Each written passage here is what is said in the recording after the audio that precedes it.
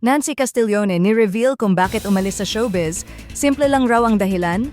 Mga kachika, na-miss niyo ba si Muyak ng Mulawin at Encantadia? Si Nancy ang gumanap noon bilang Muyak, ang OG lambana na minahal ng mga fans ng dalawang fantaserye.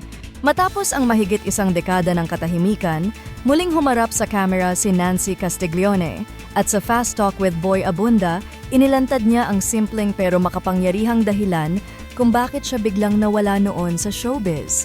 Nabuntis po ako. Ganun lang raw kasimple, ayon kay Nancy. Pero hindi lang basta pagbubuntis, mga kachika, kambal agad ang dumating sa buhay niya. Mas mahirap raw ang sitwasyon, kaya napasabi na lang niya, "It really took over my life and put me in a new direction."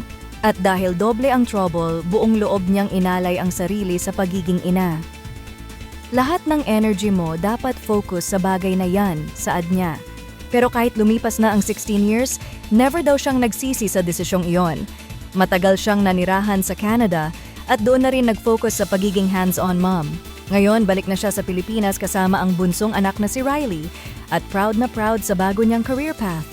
Ngayon naman, mga kachika, dahil balik Pinas na si Nancy, babalik rin kaya siya sa limelight?